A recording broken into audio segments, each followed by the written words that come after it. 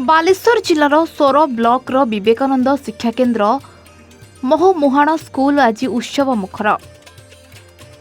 ସୋରର ମହୋମୁହାଣ ବିଶ୍ୱନାଥ ବିବେକାନନ୍ଦ ଶିକ୍ଷାକେନ୍ଦ୍ର ତରଫରୁ ନବୋଦୟ ପ୍ରବେଶିକା ପରୀକ୍ଷା, ଆଦର୍ଶ ପ୍ରବେଶିକା ପରୀକ୍ଷା, ପଠାଣି ସାମନ୍ତ ମେଧାବୃତ୍ତି ପରୀକ୍ଷା, ନିମ୍ନ ପ୍ରାଥମିକ ବୃତ୍ତି ପରୀକ୍ଷାରେ କୃତି ଛାତ୍ରଛାତ୍ରୀମାନଙ୍କୁ ନେଇ ସମ୍ବର୍ଦ୍ଧନା ଉତ୍ସବ ପାଳନ ହୋଇଯାଇଛି।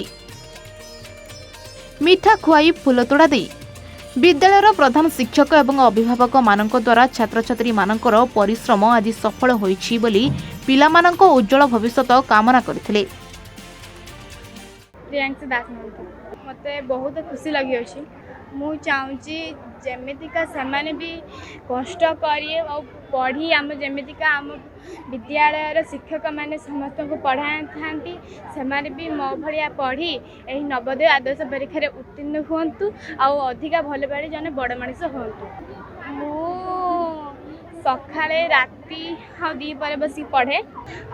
ଆମ ବିଦ୍ୟାଳୟର ଗୁରୁଜୀ ଗୁରୁମା ଏବଂ ମୋ ଟ୍ୟୁସନ୍ ଗୁରୁଜୀ ମୋତେ ଅଧିକ ପଢ଼େଇଛନ୍ତି। ତା ସହିତ ମୋର ବାପା ମା ଏବଂ ମୋର ଘରର ଗୁରୁଜନମାନେ ବି ମୋତେ ବହୁତ ସାହାଯ୍ୟ କରିଛନ୍ତି। ମୋତେ ଗୋଟିଏ IAS ଅଫିସର ହେବାର ଅଛି। ସୋରର ବିଶ୍ୱଜିତ ଆଚାର୍ଯ୍ୟଙ୍କ ରିପୋର୍ଟ, A1 ଓଡ଼ିଶା।